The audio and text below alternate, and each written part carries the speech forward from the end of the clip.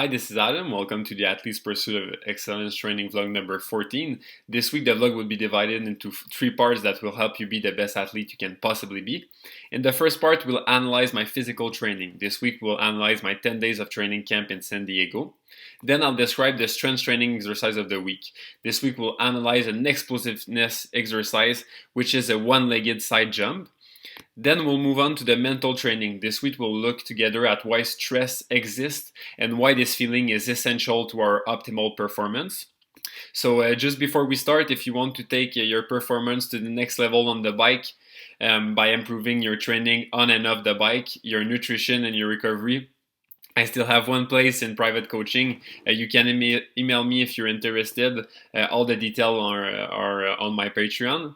And as always, if you like the content, don't hesitate to share it with other athletes, to comment and like. It's always very nice to see that people like the content. So let's start right away. So for physical training, this week we are going to analyze my 10 days of training in San Diego. So I arrived in San Diego on the evening of the 25th.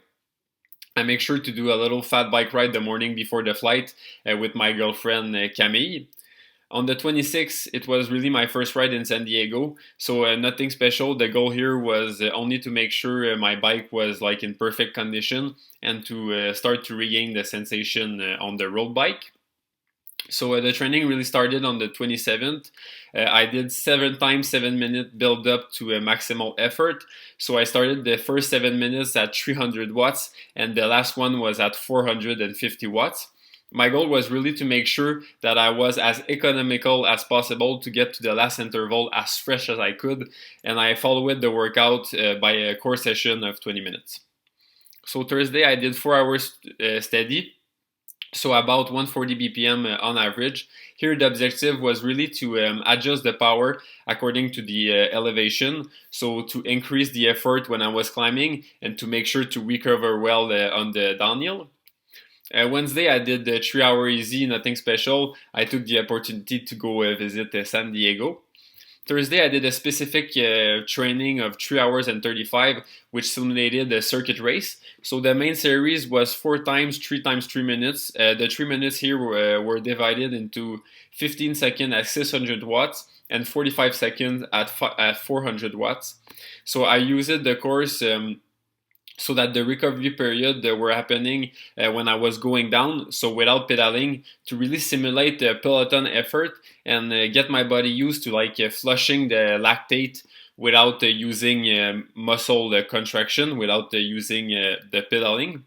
So if we look at the loop on Strava, we see that the 3 minutes of effort is strictly on the steep climb and the 2 minutes of recovery is only on the downhill. Since the workout was muscally hard, I made sure to follow the workout with a 20-minute explosiveness session in order to simulate the maximal to the maximal dose, quick muscle fiber. So Friday I did one of the most beautiful rides I ever did. So it was a 5 hour and 59 minutes in the Cleveland National Park, so 173 kilometers with 3,084 meters of elevation. The highest peak during the ride was 1,892 meters at the top of Mount Linguina. The view at the top was just incredible. We see the desert and the forest on one side, and on the other side we could see the ocean. The roads were twisty, the pavement was new. Almost any traffic. It was really an exceptional ride. I suggest it strongly if you ever have the chance to ride in that area. Saturday, it was a free day, so I took the opportunity to make a tourist ride with my host. So with Chris, my host, we left the house and ride on the side of the ocean on a really nice bike path, and then took the ferry and went up to the Calibrio State Monument.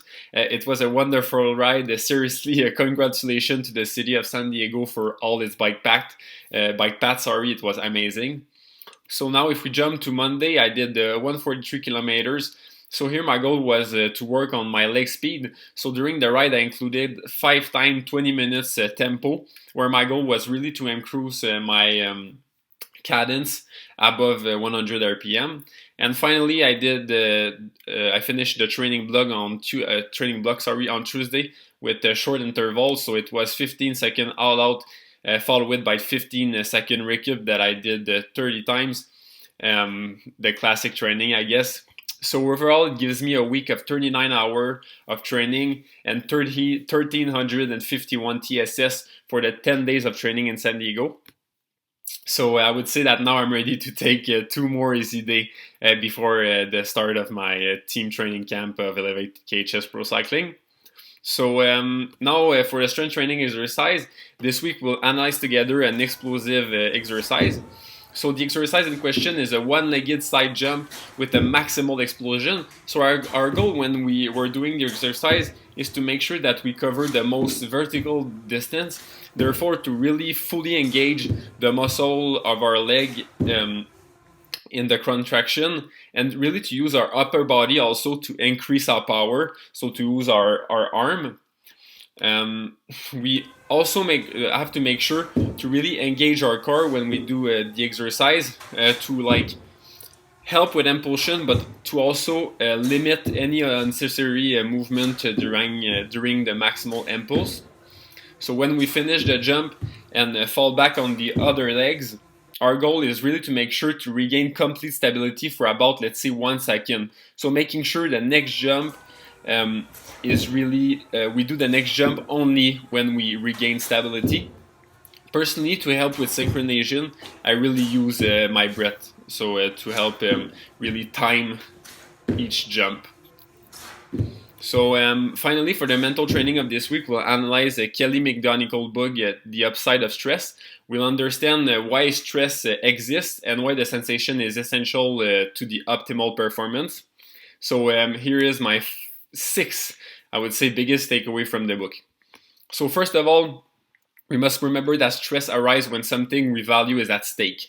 So stress comes when doing something we care about. So we need to remember that a meaningful life is a stressful life. We must understand that our objective isn't really to eliminate stress, but to learn to use it to our advantage.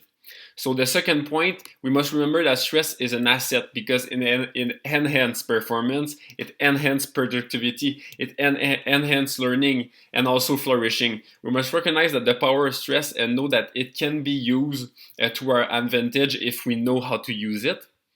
Third, we must recognize that the top performer find their ideal level of stress and excitement for performance, and they regulate it with their breath. So our objective isn't really to be physically relaxed per se, but really to use stress to be physically and mentally ready, utilizing the extra amount of energy to deepen our concentration, to deepen our effort, to deepen our confidence. A mistake that is often made is telling somebody just to calm down. That's not really the point. The point is really to use stress to our advantage.